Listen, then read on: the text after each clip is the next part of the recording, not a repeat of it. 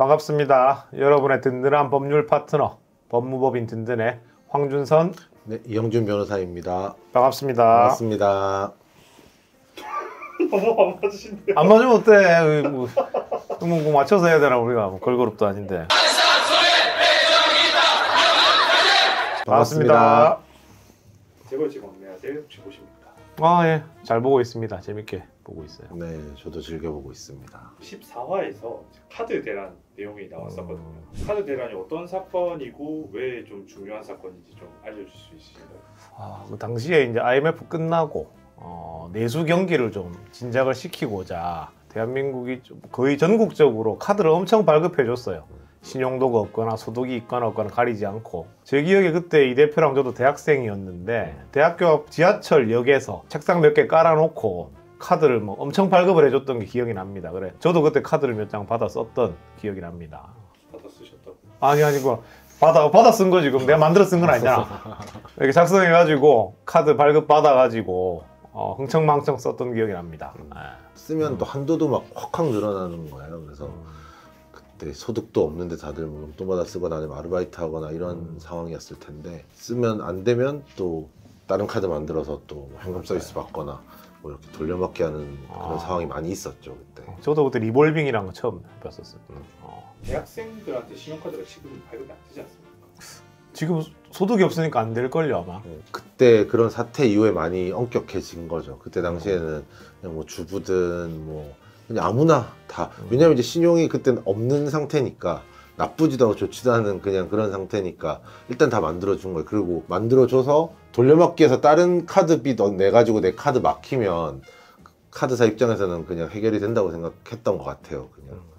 근데 그러다가 나중에 한꺼번에 모두가 갚을 수 없는 상황이 되면 이제 대란이 벌어지게 된 거죠. 이런 게 뉴스에 많이 보도가 될 정도로 그때 되게 심각했었습니다. 그 전에 이제 IMF 때도 이제 신용불량자 이슈가 있었지만, 카드 대란 때는 사회 초년생들이, 그 전에 이제 사업이 망하면서 신용불량자가 되시거나 그런 상황이었다면, 이때는 사회 초년생들인데 사회로 나가보기도 전에 신용불량자로 전락하는 이런 상황들이 이제 되게 사회 문제가 됐었었죠.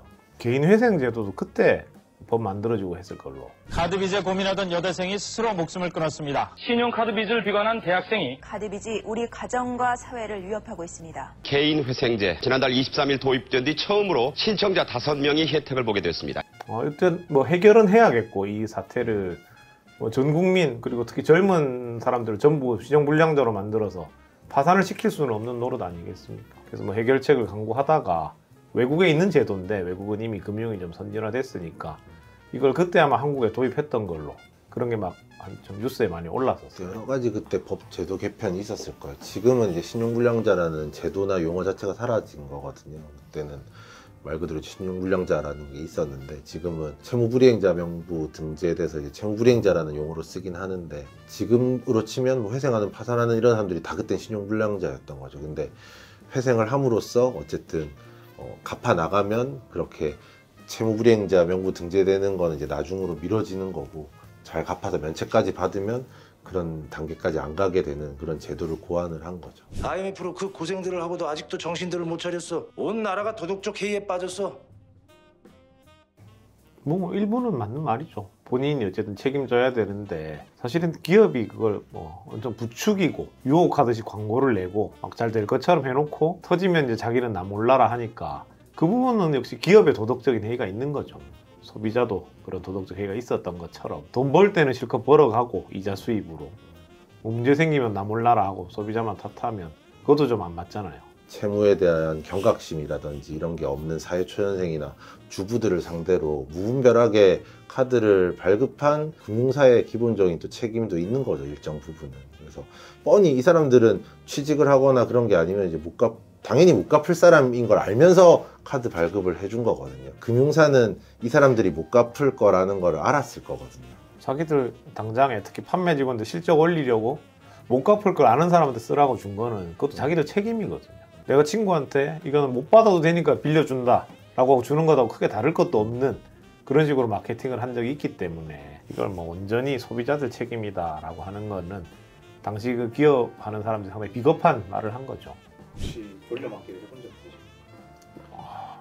저는 뭐 돌려막기까지는 안 하고 돈이 없으면 집에 가서 엄마한테 달라고 했어요. 그러면 뭐 잔소리 좀 듣고, 근데 큰 돈이 아니니까 아유, 정신 좀 차려라 이러면서. 저는 노 코멘트 하겠습니다. 얘 나한테도 돈 빌려갔어요 그때.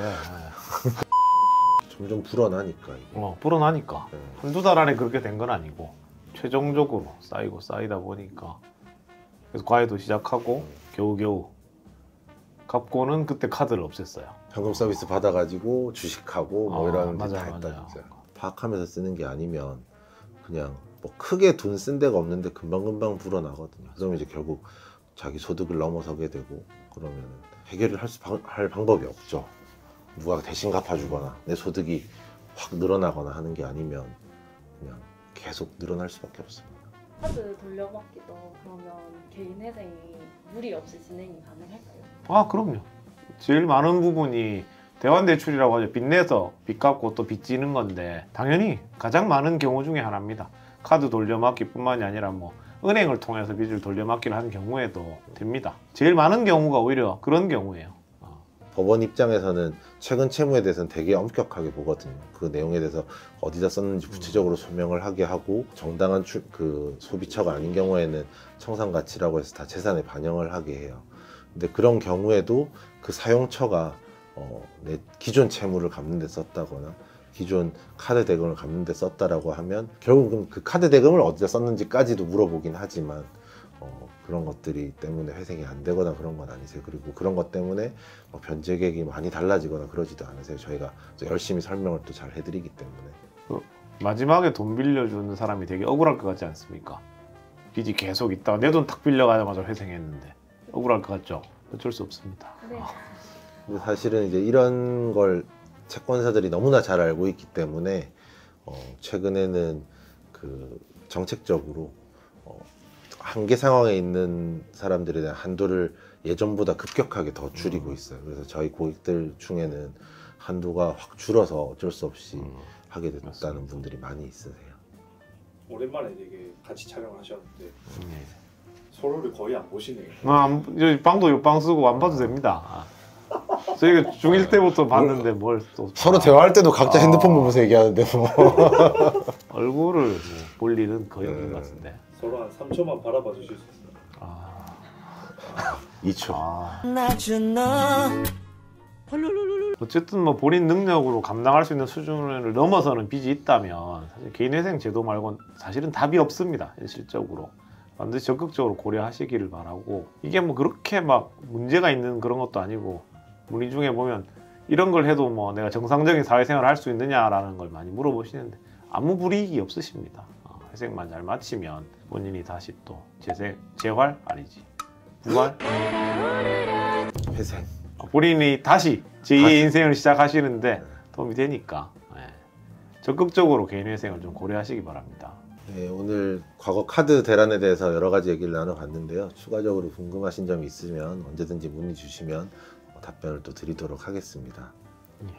지금까지 여러분의 든든한 법률 파트너 법무법인 든든의 황준선, 이형준 변호사였습니다. 영상이 유익하거나 재밌으셨다면 좌측 하단 아니고 화면 오른쪽 하단에 있는 좋아요, 구독, 알림 설정 꼭 눌러주시기 바랍니다. 감사합니다. 감사합니다.